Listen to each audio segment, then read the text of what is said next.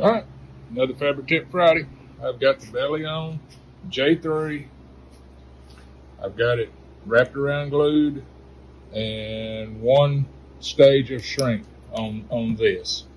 We're at the process now of getting ready to put the side and the top on. I'm going to do this one in the blanket method.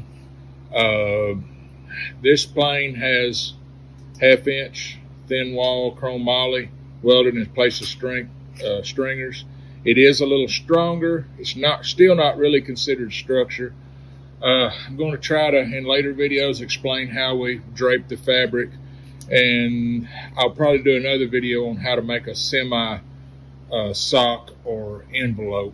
But doing the blanket method, I'll talk about wrapping around this and then doing a light shrink. And then on the other side, you're going to overlap, which in a sense does away with the people that, you know, talk about, well, you have to go to a structure. You can't do glue to a non-structure. Well, you're not flying with half of your fabric on. You're waiting till you put the other half, and then by the overlap, that is basically we're gluing an envelope at that point. So at this point is a good time to look at all of the little places that are weld, lay a straight edge where your fabric is going to reach, that there's no protrusions, looking at all your cables, getting them tied off where they're going to be secure.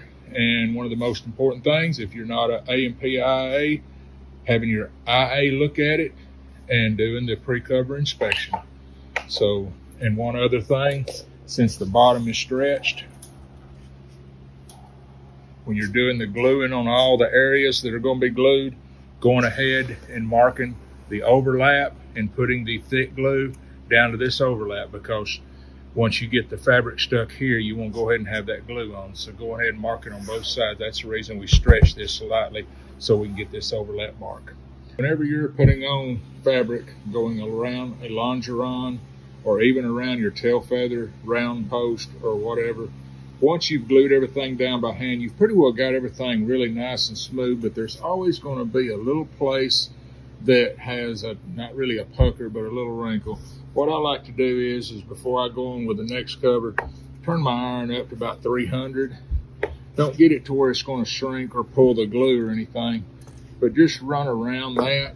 And then if you have any little place like that that is just a little bit hollow, instead of going back and trying to grind a bunch of glue in, if you just go around it once like that, it will stick it down and also stretch the little places like this that you've done shrink this and you hadn't done the full shrink, but it got a couple little areas like that you can just go around that and it'll just level all those out for your next part to glue on.